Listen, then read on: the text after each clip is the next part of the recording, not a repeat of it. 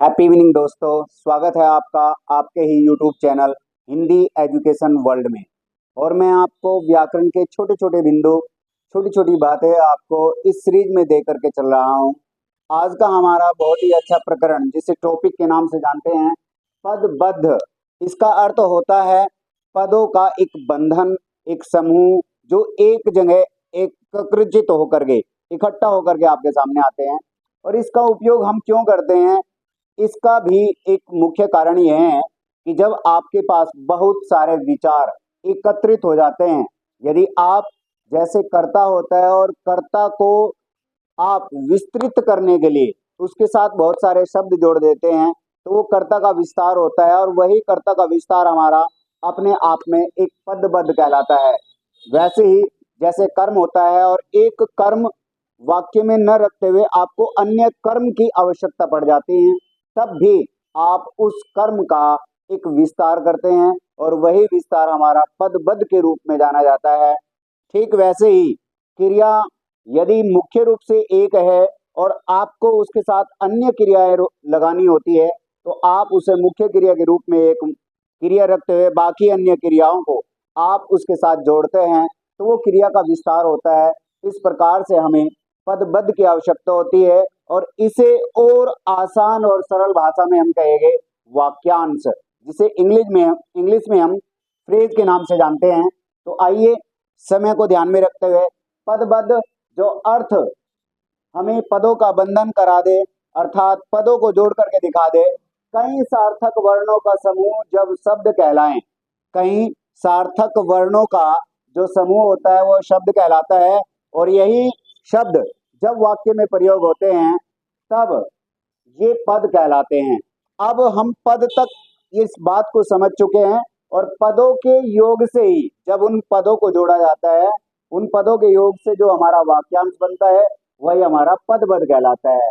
और इस प्रकार से पद पद का कार्य करते हुए वह हमें एक वाक्यांश के रूप में दिखता है। फिर से समझते हैं कि यह पूरा वाक्य नहीं होता, बस केवल वाक्यांश होता है, उसे हम पदबद्ध कहते हैं। और ये हमारे पास 5 प्रकार के होते हैं, जिसमें नंबर 1 संज्ञा पदबद्ध। इनका प्रयोग संज्ञा के रूप में किया जाता है। संज्ञा के रूप में जैसे आप देख रहे हैं, मैंने ओब्लिक करके लिखा हुआ है, ऋषिकेश में रहने वाले चाचा जी। मैं यहाँ पर लिख सकता था चाचा जी गंगा जल लाए हैं, लेकिन इससे पहले वाला जो आपके साथ इसमें जुड़ा हुआ है चाचा जी के, तो ये हमारा कर्ता का विस्तार है और ये इतना हिस्सा ही हमारा क्या कहलाया, पदबद्ध कहलाया। क्या कहलाया, ये हमारा पदबद्ध कहलाया। और ये हमारा गंगा जल लाए, ये कर्म और ये क्रिया, अर्थात जो ये कर्ता का विस्तार हुआ, यही हमारा पदबद्ध कहलाया। ये किस रूप में, संज्ञा के रूप में प्रयोग हुआ है। दूसरा हमारे पास है सर्वनाम पदबद्ध। संज्ञा पदों के स्थान पर जो कार्य करे, अर्थात संज्ञा के स्थान पर जिनका प्रयोग किया जाए, वो हमारा सर्वनाम पदबद्ध कहलाएगा। जैसे इसमें मैंने एक वाक्य लिखा कि इस विद्यालय में पढ़ने वाले छात्रों में, छात्रों में कौन, इस विद्यालय में पढ़ने वाले छात्रों में से कुछ अच्छे खिलाड़ी हैं। तो ये यहाँ तक का हिस्सा हमारा कहलाया सर्वनाम पदबद्ध। क्या कहलाया, सर्वनाम पदबद्ध। ये सर्वनाम के नाम से जाना जाएगा और ये पदबद्ध है, जिसे इसका ही भाग कहेंगे सर्वनाम पदबद्ध। तीसरा है विशेषण पदबद्ध।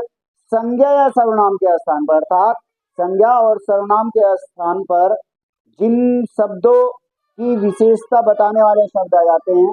जैसे मैंने एक वाक्य लिखा है, पिछले विश्व कप जीतने वाली भारतीय, तो पिछले वर्ष जीतने वाली क्या, भारतीय टीम इस वर्ष भी जीतेगी। तो टीम इस वर्ष भी जीतेगी, कौन सी टीम, जो पिछले वर्ष कप जीतने वाली जो भारतीय टीम थी, वो इस वर्ष भी विश्व कप जीतेगी। तो ये विशेषण पदबद्ध हुआ। तो इस प्रकार से हमने जिन्हें संज्ञा या सर्वनाम शब्दों की विशेषता बताने वाले जो शब्द होते हैं और उन शब्दों का जो पदबद्ध होता है, एक समूह होता है, एक वाक्यांश होता है, तो वो हमारा विशेषण पदबद्ध कहलाया। चौथे नंबर पर हमारा आ जाता है क्रिया पदबद्ध, जब वाक्य की क्रिया एक से अधिक पदों से मिलकर के बनती है। ये आपने बखूबी बहुत सारे वाक्यों में देखा होगा, क्रियाओं का जो एक समूह होता है, पदबद्ध होता है, तो वही मिलकर के हमारा क्रिया पदबद्ध कहलाता है। जैसे झांसी की रानी का घोड़ा थककर गिरते ही मर गया, तो ये थककर गिरते ही मर गया, तो ये वाक्य आपने देखा, इसमें मर गया मुख्य क्रिया, गिरते ही, थक कर, तो इस प्रकार से ये क्रियाओं को रूप है, लेकिन ये पूर्वकालिक और ये इस प्रकार से क्रियाओं के साथ ही शब्द जोड़ देने से ये मुख्य क्रिया नहीं रह जाती है, तो ये क्रियाओं का विस्तार है। तो जहां क्रियाबद्ध जब वाक्य की क्रिया का एक से अधिक पदों से मिलकर के बनाए जाए तो वो क्रियाबद्ध कहलाता है। पांचवें नंबर पर हमारे पास अवयव पदबद्ध हैं, और वे पदबद्ध जो वाक्य में अवयव का काम करे। अवयव का अर्थ होता है कि जब उनके प्रयोग करने से उनमें कोई बदलाव ना आए। जैसे शिव मंदिर के सामने, के सामने किसके सामने? शिव मंदिर के, तो इसका विस्तार हुआ है पीपल का एक वृक्ष है। ये सिंपल सा सेंटेंस है, इसके सामने मैंने जो ये शब्द जोड़ा है, किसके सामने? शिव मंदिर के सामने। तो के सामने जो शब्द है ये पदबद्ध, लेकिन इसमें भी अवयव का काम करने वाले, ये जो शिव मंदिर इसके साथ जुड़ा हुआ है तो ये अवयव पदबद्ध कहलाएगा। तो हमने पदबद्ध को वाक्यांश के रूप में जाना, और इसके 5 भेद होते हैं: संज्ञा पदबद्ध, सर्वनाम पदबद्ध, विशेषण पदबद्ध, और चौथे नंबर पर क्रिया पदबद्ध, और पांचवा है अवयव पदबद्ध। तो ये हमारे वाक्यांश होते हैं, और अपने विचारों को अभिव्यक्त करने के लिए छोटे छोटे वाक्यों को लिखते समय भी, बोलते समय भी आपको एक अधिक समय लग सकता है, लेकिन उन्हीं विचारों को अभिव्यक्त करने के लिए, बताने के लिए, मन के भावों को बाहर लाने के लिए, लिखने के लिए आपको बड़े बड़े जो वाक्य होते हैं उन्हें संयुक्त या मिश्र वाक्यों में प्रयोग करने के लिए, वाक्य को और संयुक्त करने के लिए, छोटा करने के लिए वाक्यांशों की जरूरत होती है।